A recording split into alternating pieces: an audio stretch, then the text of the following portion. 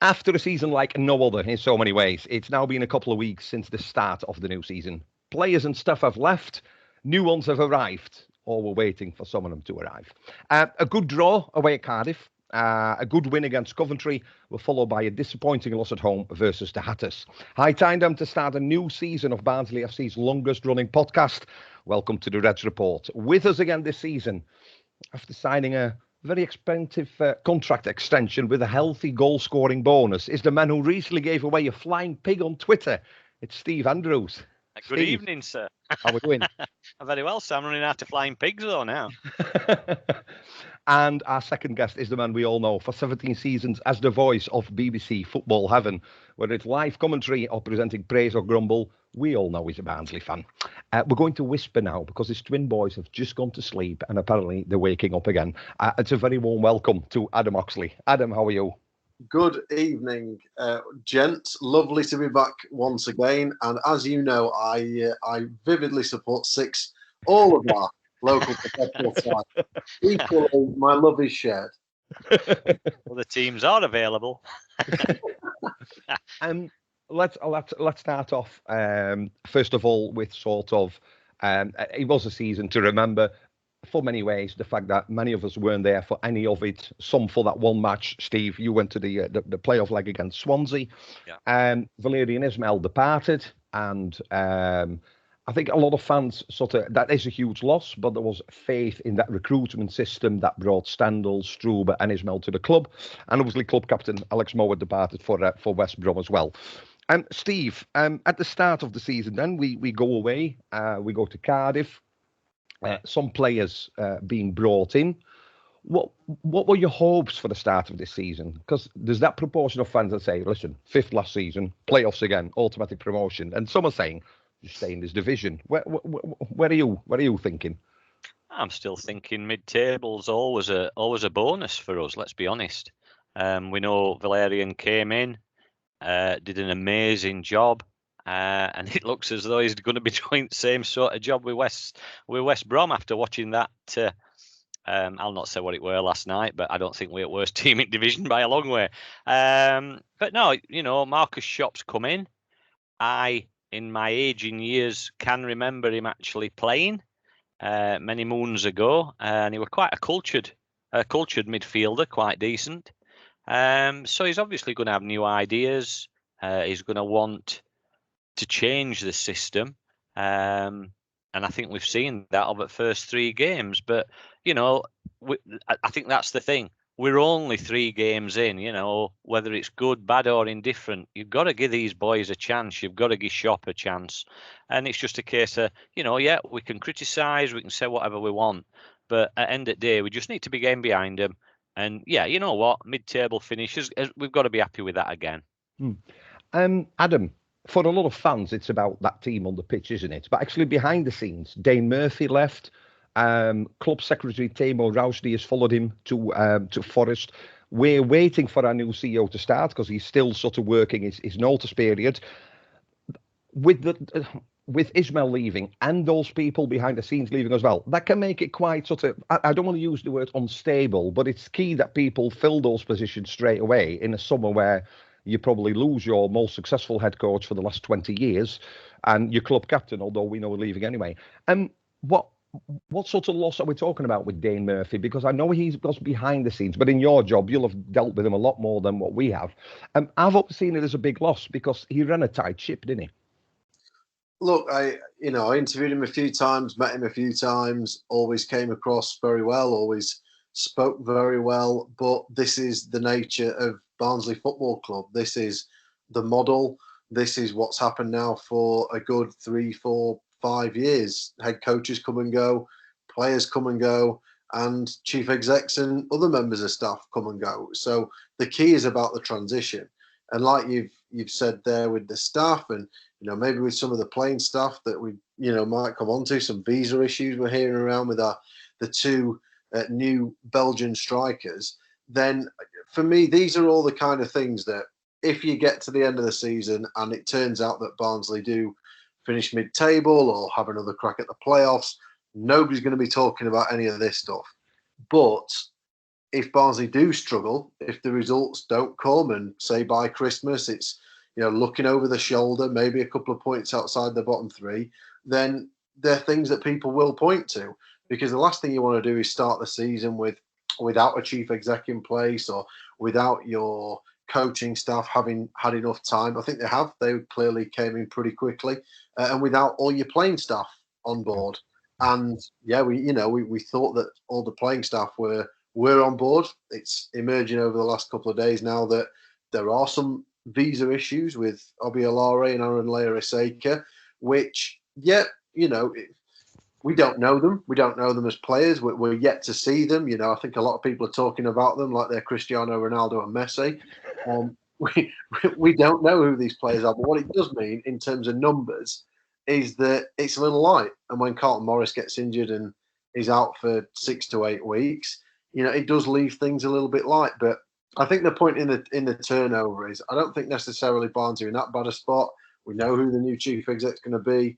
They might not be on board yet, but I'm sure they're involved in, Khaled Al-Ahmed is involved in some way, shape or form at the minute, and things will be coming together. But results make everybody look at things in certain ways, don't they? Yeah. And it's fair to say 3 matches in, a win, a loss and a draw. I think anybody would have gone for, would have picked that point at Cardiff, because it's never an easy place to go, especially with the fans being back. Coventry, the promoted side, it's always hard to judge them.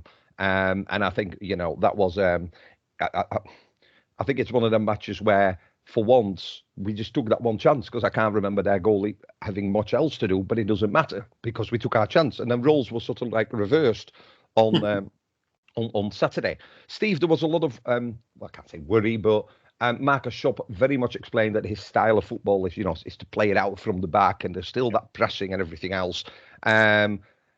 Unfortunately, people booing already. The third match in, which I don't understand. I think everybody's got a right to feel disappointed with the result or a style of play, but start booing, I think that's taking it out on the players that are out there. And let's not forget, it's still one of the youngest squads, in the Championship. I know it's early on, Steve, but what have you made from his for his style? Can you tell a distinct difference between Ismail and Schopp? Or I'm watching. I mean, I've seen all the games, including Bolton, which seem to skimmed over. We're just missing Carabao Cup. We're concentrating on the league. Not bother with that. I'm not interested in that. Mickey Mouse Cup. You can see he's obviously persisting with the passing out from the back. We've talked about this before. I know we have, me and you. Sometimes it works, sometimes it doesn't, but you've got to have the right players in place to play that sort of style. I'm still not convinced that Brad Collins, as good as he's been, is the sort of goalkeeper that has the confidence and the skill to be able to play that Edison role. Because let's face it, that's what he's aiming for. But no, I mean, Coventry game, I quite enjoyed it. I thought we were quite robust, if that's a good word to use, in as challenges and what have you. And, we put ourselves about a bit. Yellow cards suggest that. Well, yeah, something like that. Yeah, but referee were crap. Anyway, but then you come to Luton, and I mean, I've got to be honest. There were a few things that perplexed me about that Luton game. The positioning of certain players, which was very strange. Callum Styles, left wing back, but then he played most of the game in middle. Liam Kitchen played most of the game on left wing. Josh Benson, who I thought had a decent game, he showed some good touches, and I think he's going to be a really good player for us. But he played a lot of the time. So in that central defensive centre half role, he was literally 18-yard area at times. Yeah, he was in front of the back three for a lot of times when we tried playing it out from the back. And I think he's probably one of those players that is comfortable on the ball.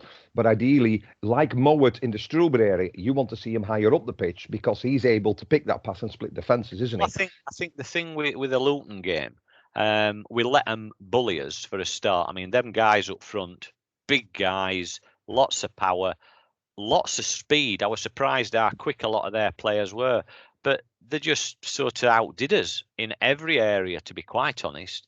I think the disappointing thing for me about Luton was we weren't quick on the break. And I know we've not got the fastest players, but we have got some skillful players there, and we just weren't using it to what I thought we can. It were a lot of sideways passing. It were a lot of backwards passing when there was a forward ball. But as I say, the actual position of certain players and dare I say the style in which they were playing, yeah, it raised a little concern. Let's put it that way. Your the visit to Cardiff, Adam. I mean, you were there. It worked there, didn't it? Is it maybe about the opponents? And early on in the season, it tends to be really difficult to set up against opposition because new players have come in our case, a new manager has come in. So I suppose the research and everything that they do prior to a match is probably limited at the start of the season than further on. But to go to Cardiff and get that point and that performance, it gave everybody hope, doesn't it? Not that the hope's gone, but it's a fantastic way to start the season, isn't it? Especially the way and the manner in which they played. Yeah, it was. It was a great way to start the campaign. I think in terms of the style, maybe Cardiff matched the style up kind of well because obviously Cardiff under Mick McCarthy, they're tries to get it back to front as quickly as possible, look for the bigger lads up front, whether it be Collins or Moore or what have you. And maybe that did allow Barnsley to play a little bit and to do that, and because Coventry likes to play a little bit, Luton are a bit awkward, and the fact that Barnsley were away from home as well maybe took a little bit of that sort of pressure away. We now sort of got that home away pressure that we talk about. But I think for me on the day, I mean, it was good to see the reaction when Barnsley went a goal down. It was a poor goal to concede.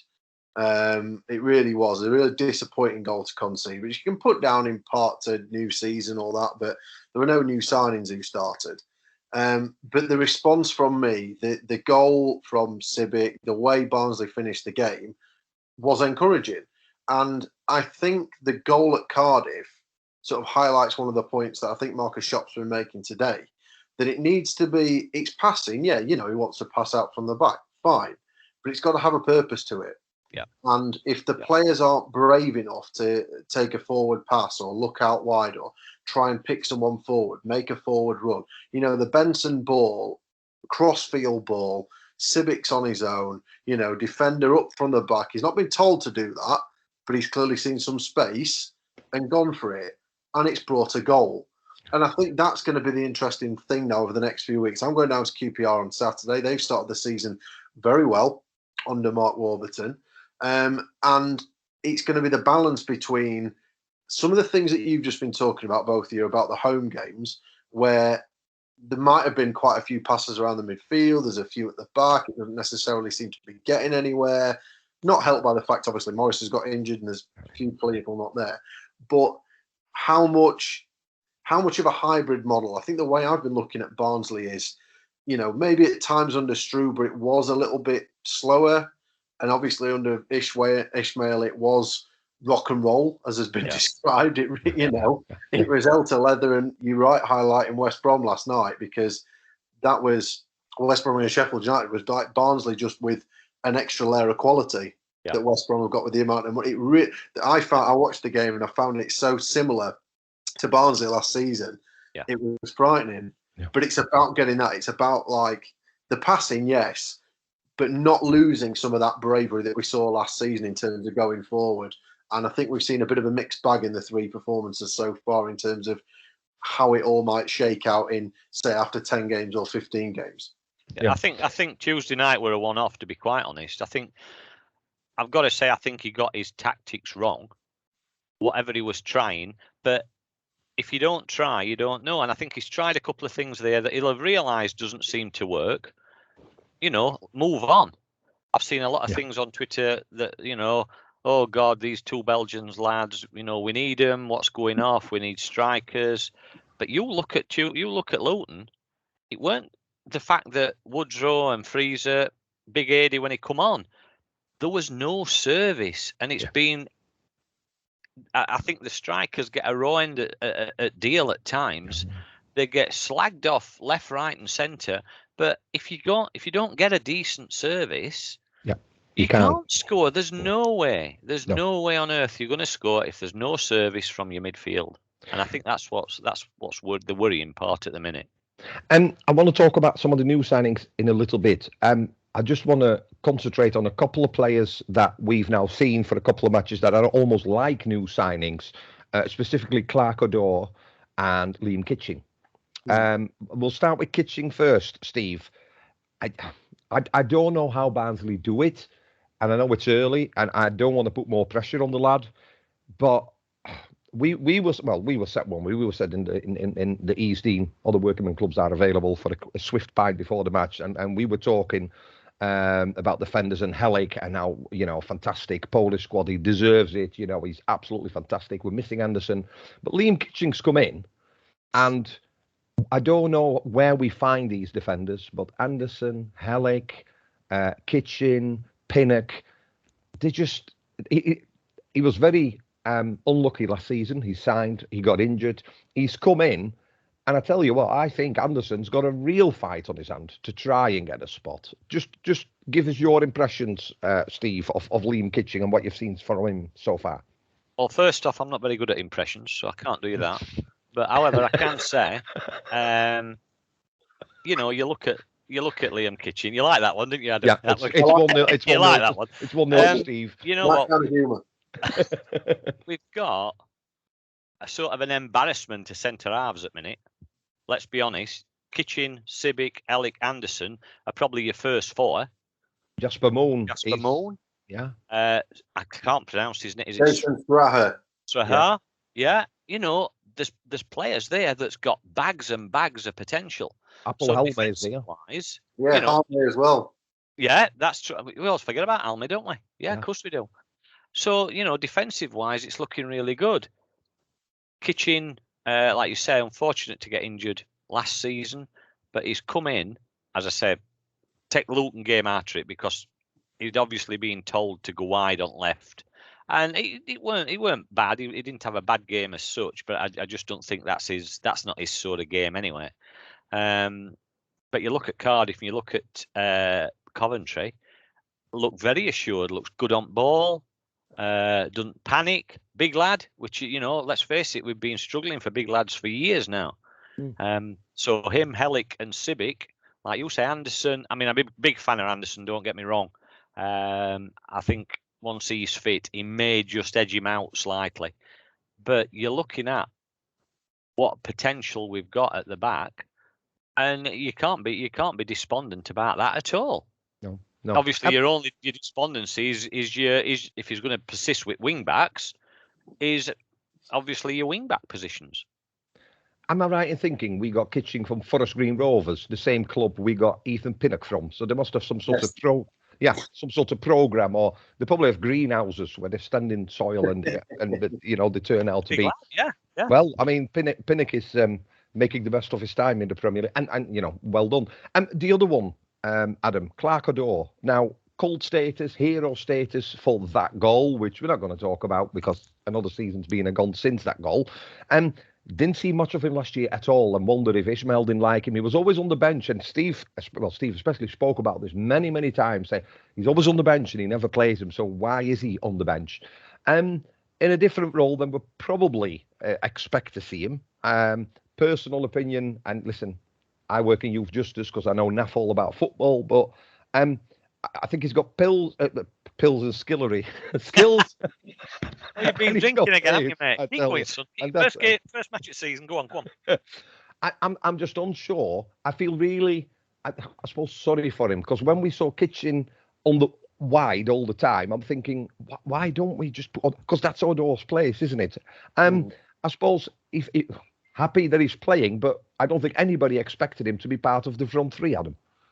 No, I don't think so. And I think it's something that's been tried in pre-season with some success. Saw him play a little bit in that position against Sheffield Wednesday at the academy in pre-season.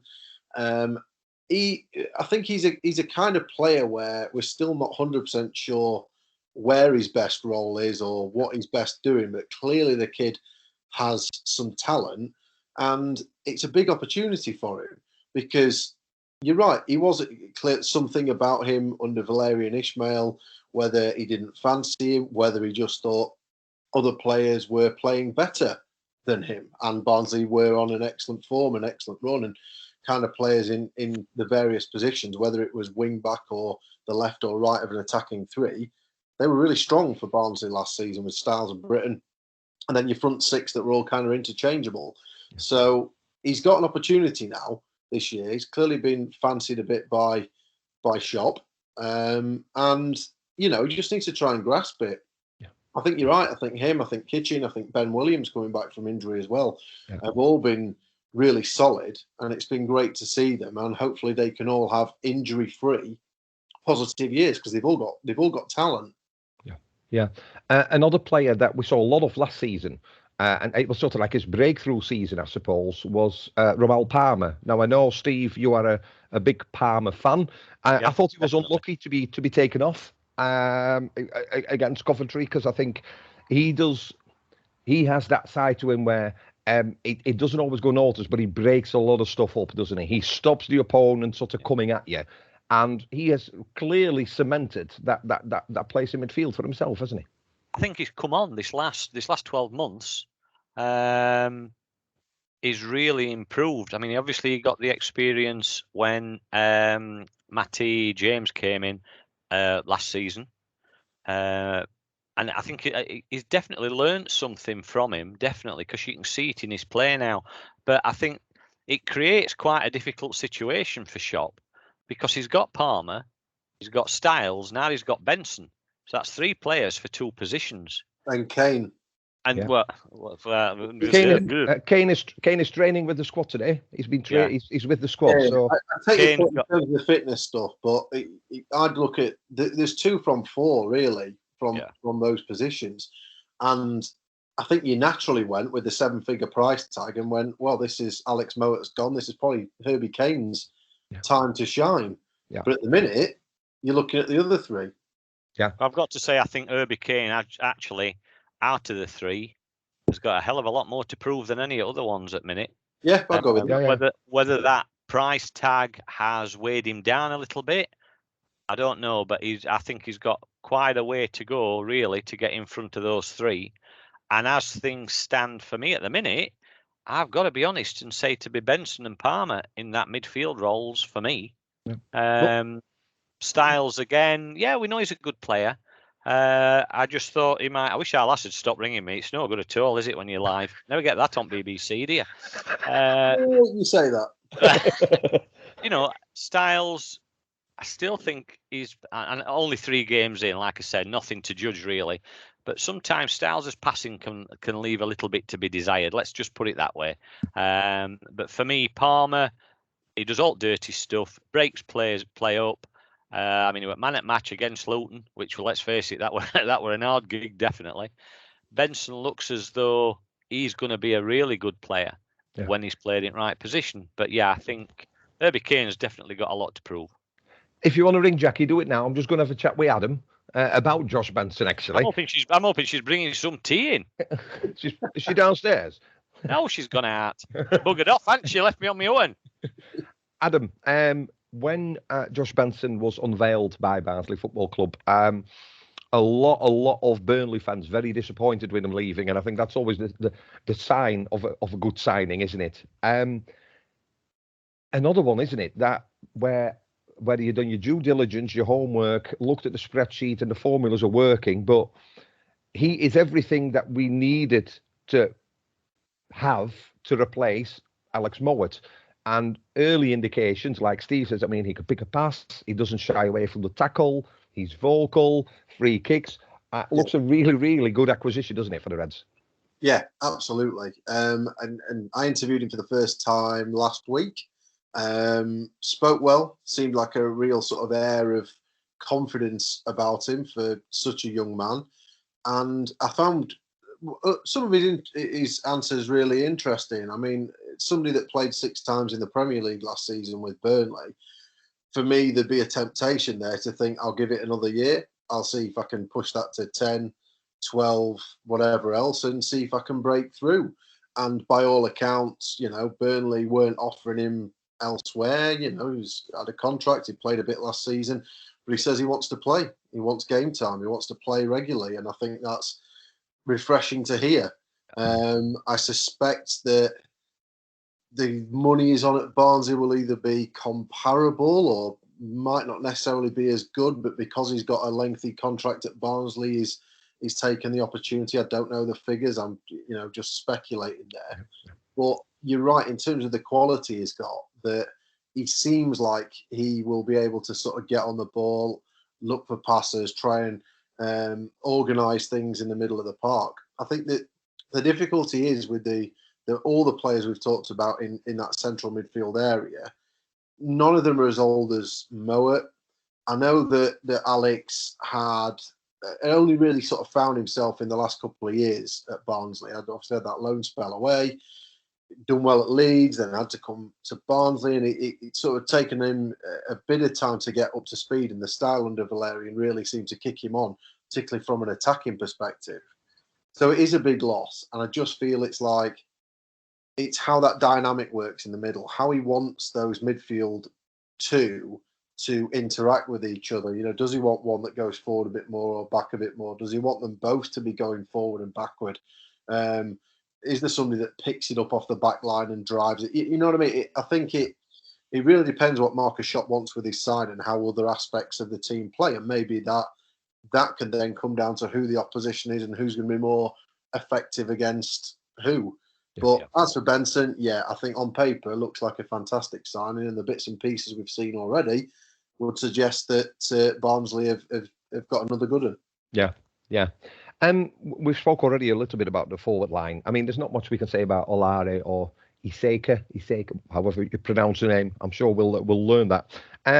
Obviously, there's visa issues because of Brexit. You can't just pick somebody up out of another country and bring them in. There's a point system that you need to,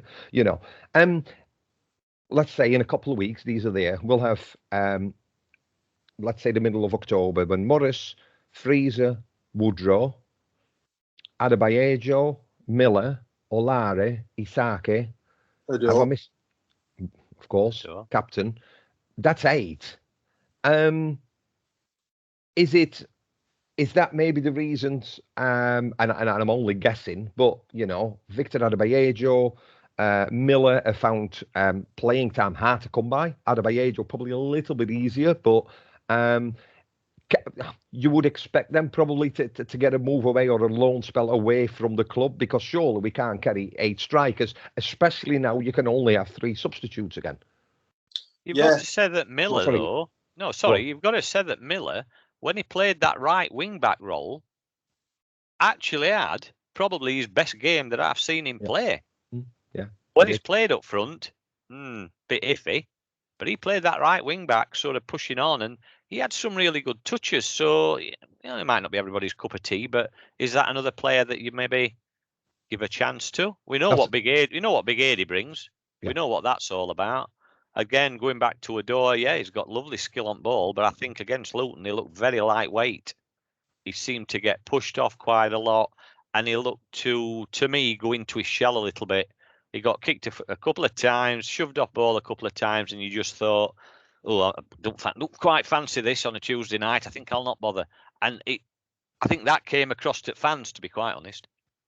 Yeah. Is there a point, do you think, Adam, when fans are back, and you know what fans are like? It don't take long to get used to things again, doesn't it? I mean, you saw people on Tuesday night already booing, whistling, and you sort of wonder, like, I've had to wait 500 and odd days to watch football. So whilst the results might not be what I wanted, whilst the performance might have not been what I wanted, I was just happy that I didn't have to sit at home and watch Emmerdale, Coronation Street, EastEnders, Hollyoaks, and whatever else were on that evening.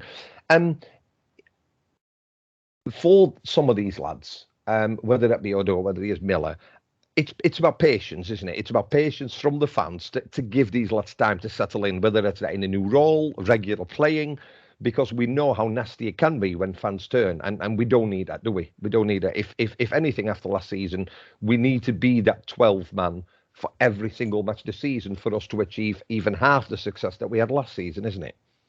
Absolutely. And if Barnsley are going to repeat in any way, shape, or form what happened last year, then people need to be pulling in the same direction. I still think, I don't think Barnsley will get in the playoffs this year, being brutally honest.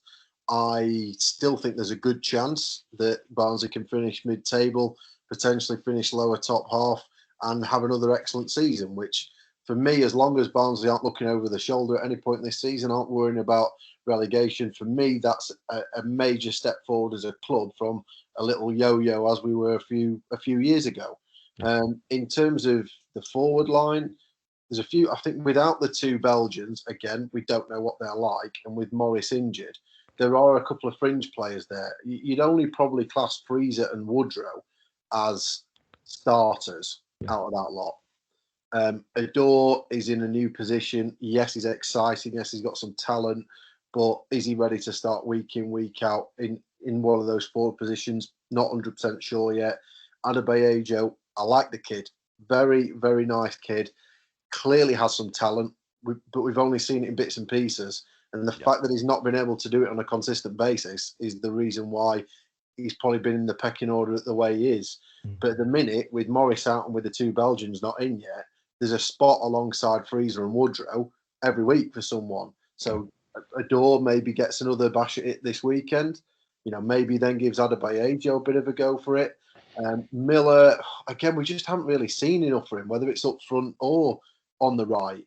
And if he's not going to get a game, then maybe he has to go out on loan. I think with the situation as it is, I'm not sure how many, if anyone, will go out on loan. But the other point you made in terms of the fans being back, it sort of doesn't surprise me in our part of the world that people have returned, and the magic of I get to go to a game has lasted about 5 minutes, because that's just the nature of our part of the world. I do this speech regularly on various forums. There's a reason we got our phone-ins called Praise or Grumble on a Saturday. People like to moan. It's not for the praise part of it, it's for the grumble part of it. And the booing's disappointing. It's very early on. New manager, new style, a few players out, key players out. It sounds like, Luton an awkward team. They came last year and won 1-0 at the start of the season. They've upset a lot of people of Luton, and they'll do well again this year. I think they'll finish sort of at least top half of the lower half of the table again. And I think they're doing a wonderful job. But it will take time. And, if, let's be honest, you've summed it up very well. People have been sat on their backsides at home watching TV, not being able to go to games for at least a few months. Let's just all, when we're going to a game, just enjoy the fact that we're at a game. Get behind your team, early part of the season, and help the team, because Barnsley's squad is young. We know they're young compared to other squads and teams. So they need that backing, and booing them just won't help them. No, I've got to say my front three for Saturday would be Woodrow, Freezer, and Devante Cole. I'd give him a start on Saturday.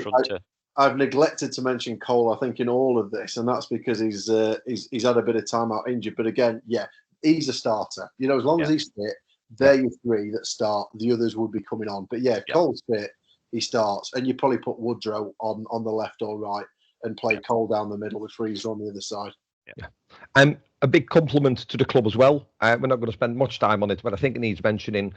Social media, Coventry match. Now, me and Steve, we met some of the Coventry lads because they do a podcast, the What's the Crack podcast. We've interviewed each other many times. We did the Euro quiz.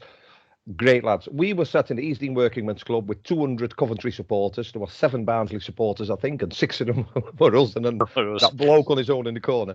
And when we went to the bar, Steve made a friend in the toilet, but we'll not go any further into I actually made 2 friends in toilets, to be quite honest, but let's leave that. And obviously, on social media, a video of somebody in a pub garden making not so nice gestures, and he was identified by the club and banned.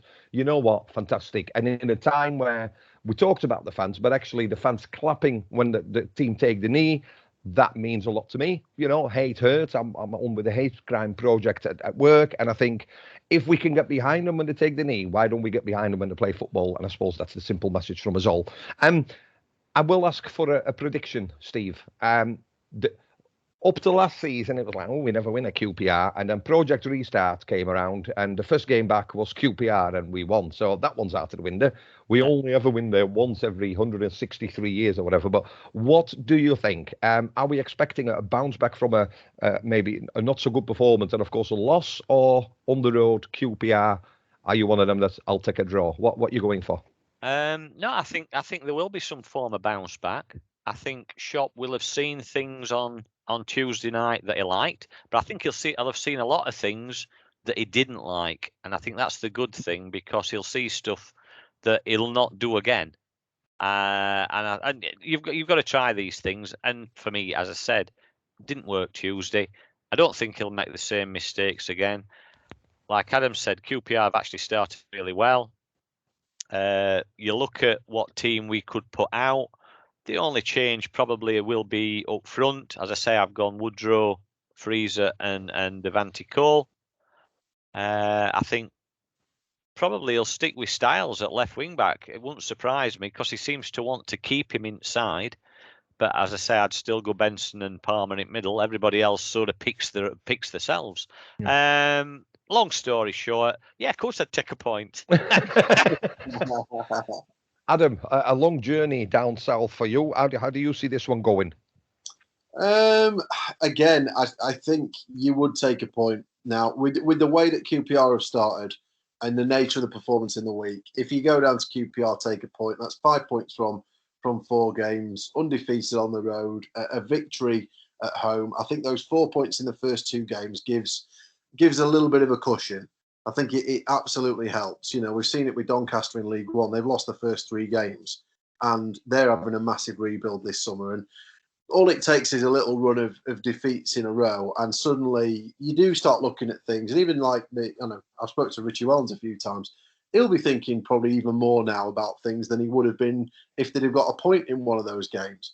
But the good thing for Barnsley is, like I said, those first couple of games, 4 points on the board. There are, like we said, there's a couple of people missing, but by and large, not many. We're talking about Aniston at the back, and then Morris and the 2 Belgians, and that's pretty much it. The rest of the squad is in place, so there's good options at the disposal. I think it's one of those kind of cliche things. If Barnsley went to QPR and performed well and still lost by the odd goal, 1-0, 2-1, whatever else, then people would probably come away thinking, all right, can take that. We can see what he's trying to do. We can see this, that, and the other.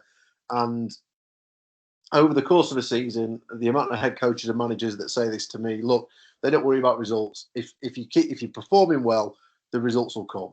By and large, that's true. So, yeah, some concerns in the week. Steve, you mentioned them, and various Barnsley fans have either voiced them on the night or written on social media or done whatever they have done, and you're never going to get away from that. But, I'm as confident as I can be that Barnsley can go down there and get at least a point. And if they play like they did in parts at Cardiff, then you never know. Yeah. And let's not forget, this new head coach lost his engine in midfield and a very influential captain. There are some new players. There's players in new positions. You have to give him, however many matches as a grace period, because you can only do so much in training. We say it to the kids when they play cricket. We say it to the kids when they go out on football or grassroots football. It's in matches that you learn. You can only do so much on the training pitch. The intensity is not there. What I will say, I think the fitness from what we've seen, that's still up there. We've already got, like you say, we've got 4 points from 3. If you can pick up the up points here and there on the road and at home, you win your matches. Yeah. So, very much. By sounds of it, when you read obviously other people's comments on Twitter, other journalists and stuff, and I don't know if Adams can elaborate on this at all, but by the sounds of it, he still wants to bring in maybe 1 or 2 other players before the end of the transfer window closes. So, I mean, obviously, I saw something mentioned at the beginning of the week in one of these strange sites about the defender. No, not that sort of site, Carlo. Stop shaking your head. Is it 1-1? Yeah. Yeah, the lad from Cardiff. Is he called Brown? Was it Brown from Cardiff, defender? left-hand side I saw mentioned on Twitter. I don't know how much truth there is in that. Sure. He would kind of fit the positions that the club are looking at. You know, they've mentioned the left side a few times. Yeah, you know, Ben Williams has come back from injury. Looks all right. Callum Styles has operated out there, but I think the club, he want to get him back in the centre. So I think there is a role for a kind of first choice out and out left winger / left wing back. And he's talked about an extra body in midfield and an extra body in defence. Yeah. And, you know, I think if one player could cover that, fair be it. We've already talked through the options in central midfield and in central defence are pretty good. Yeah. And when all the strikers are around, again, up front is pretty good. And he's just talked in terms of flexibility, is what Marcus Shopp's talked about. He wants options so that he can move people around or do whatever else. So, yeah, I think they definitely want 2 more before the window closes. But the way we pepper Marcus Shopp with this question every time we speak to him, and I think he's already bored of answering it. Yeah. So you don't think there's any truth then in the fact that if I get a GoFundMe page going, we'll not get Lewandowski from Bayern Munich? You can try it. I've not had much uptake, to be quite honest. I've had a couple of mentions, but not a great deal of joy. Messi was on a free, so you know that was the opportunity, weren't it? Right there, just to try and get Messi to Oakwell. Adam, I've been trying to get them letters painted on front at Pontefract Road stand for the last 5 years, and they're still not bloody painted them. What's that all about? They've done the wall on the west end. Stuff wall on left hand side. Get them letters painted. They look crap. Just a quick one, Adam. Normally, when players sign from abroad, when they're announced, it was subject to international clearance. I think these Belgians were literally just welcome to Barnsley with the name, or because it's maybe I'm reading too much into it, but I think when they were announced, they say welcome to the club, and then for a while they said, oh, it's fitness. I can't remember in the press statement saying subject to international clearance. It's probably. It is hard now, isn't it? I know you spoke with the football people about, and they looked at, was it the South American market or whatever, because that's easier. But Brexit has made it a lot easier, more difficult, hasn't it, to bring European players in to a club, especially if you're sort of like second tier. It has, yeah. I mean, I'd have to check back on the statements to look for that particular wording, but you know, Obi Alare was put up to do press. I interviewed Alare ahead of. Which game? I can't remember which game was it, but over the last few weeks, I interviewed Obi Alare, and normally when you get to interview someone, you kind of expect that they're going to be playing either the next game or the game after. And the way Marcus Shopp talked last week was that Alare, he was expecting that he'd be involved in the Luton game. That was exactly what he said, and he's not been able to. So, you know, clearly something has taken longer than certainly the coaching staff were expecting, and whether the club were expecting that or not. And if you are getting people from abroad, then you'd expect that clearance and visas and everything else is factored into that. Yeah. And until this, like I said, this last couple of days, this hasn't been mentioned. Now, clearly there'll be people in the know back at the club, whether that wasn't communicated in the right way to Marcus Shopp or not. I'm not necessarily ever going at him for the information that he's giving us, but something has clearly not gone the way that the club expected it would go, because they were announced as new signings with all the fanfare and the videos and the photos and everything else, and they're still not available. And it sounds like they're not going to be available this weekend, and we don't know when they are going to be available. Yeah. So we'll obviously keep asking, we'll keep digging, we'll keep looking into it. Because with Carlton Morris out, it is important that they are available. Yeah. And I know they keep saying they're not up to 100% fitness, but at the end of the day, they've had now 2 or 3 weeks at Oakwell. And for me, if you've had that, you'd be in a position to at least come off the bench. So I think for me now, it's more a case of getting the paperwork sorted or whatever they need to get to rather than the fitness stuff. Yeah, I'm just reading the announcement when they brought it out, and there's no mention. It's just he penned a 3-year deal, a little bit about him, and then it says he will link up with the new head coach of his team, and well, as we continue our preparations for the upcoming Sky Bet. Right. They've been following him for 7 months. In there about international clearance, FA clearance, if that needs to happen. So, it's disappointing. It's just awkward, isn't it? It's awkward. It's disappointing. It's frustrating for the fans who've seen, these players come in, and particularly Alare. I think of the two, I think Aaron Layer-Iseka has maybe seen more of a squad signing, but Alare has been bought to play. Yeah. And a bit of pedigree with Suleiman. What is it? What's the relation? It was his dad, wasn't it? Wasn't it his dad who played Alare? Yeah, it was other guy whose brother's Batshuayi. Yeah, Michi Batshuayi is related to Layer-Iseka, I think. Yeah. It's his brother. It's his brother. Yeah, it's Alare's dad that played. Yeah. And you know what? We'll meet up again. Let's say in October. The three of us will invite Adam.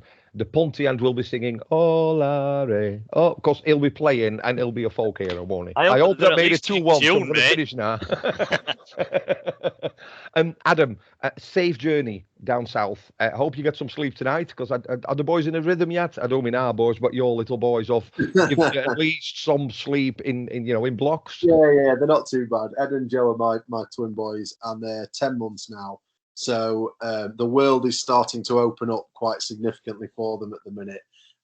Some nights they go through, a lot of nights they need a bit of resettling. My wife is an absolute diamond in terms of that, particularly when I'm working or on long trips. So, big shout out to Gemma. She's been amazing with the kids. And it does give you a new perspective on everything. So I'm sure an early start on Saturday morning. It's a 12:30 kickoff, setting off from Radio Sheffield at 7. I suspect that the lads may provide me a useful alarm call. Well, Adam, I'll tell you what I will ask you then, Adam. Going back to the beginning of that conversation tonight, and obviously other clubs are available, what shirt have you bought him? What shirt have I bought him? England shirts, of course. Nice one, got out to that really well. The whole of South Yorkshire watches, because whenever there's a photo on social media, we check if there's any red in it. I mean, blue, but yeah. So, Adam, as always, it's just a huge pleasure, a privilege to talk to you. Good luck, and I hope you witness an improved performance, and who knows, 3 points back to South Yorkshire on Saturday. Steve, keep looking for them flying pigs. Keep giving them away on Twitter, mate. Our lass is on the way with Chip. She's calling it Chippy. Get in. Well. Come on. Yeah, we know who the winner is tonight. Thank you all very much. This has been the Reds Report. Remember, hate hurts, and we'll see you next week. Thank you.